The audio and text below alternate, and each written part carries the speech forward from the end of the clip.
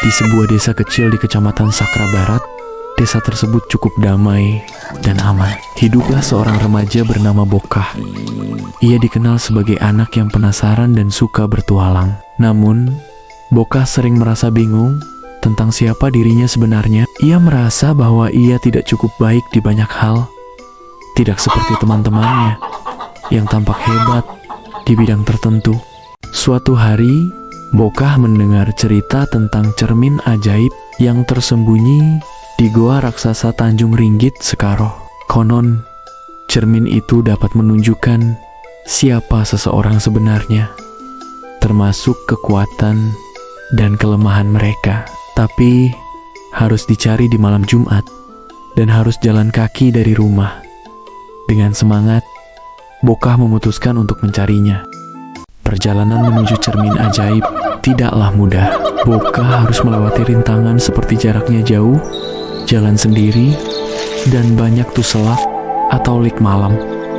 Setiap rintangan memberinya pelajaran. Ketika ia hampir menyerah di tengah jalan, dekat Tanjung Ringgit, ia menyadari bahwa dirinya sebenarnya memiliki keberanian besar untuk menghadapi rasa takut. Saat ia bertemu dengan tuselak, ia belajar bahwa dirinya juga memiliki kesabaran dan kemampuan untuk menemukan jalan keluar dan mengalahkan tuselak dengan membaca ayat kursi dan mantra. Pemberian papuknya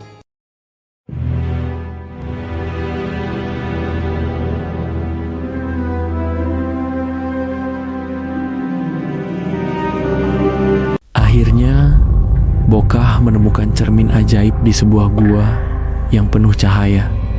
Ketika ia melihat ke dalam cermin, Bokah terkejut. Ia tidak hanya melihat gambaran fisiknya, tetapi juga gambar-gambar tentang hal-hal yang pernah ia lakukan. Cermin itu menunjukkan bagaimana ia selalu berusaha membantu orang lain, walaupun kecil, seperti meminjamkan alat tulis kepada teman atau membantu nenek tetangganya membawa barang.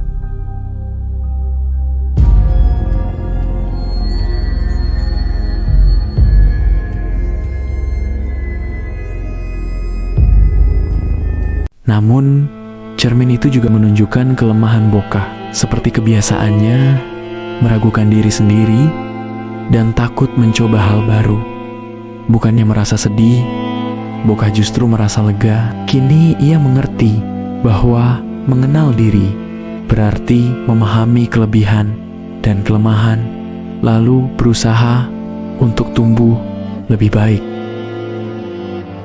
Ketika Bokah keluar dari gua, ia membawa keyakinan baru. Ia tidak perlu menjadi seperti orang lain. Ia hanya perlu menjadi dirinya sendiri, sambil terus memperbaiki dan mengembangkan apa yang ia miliki.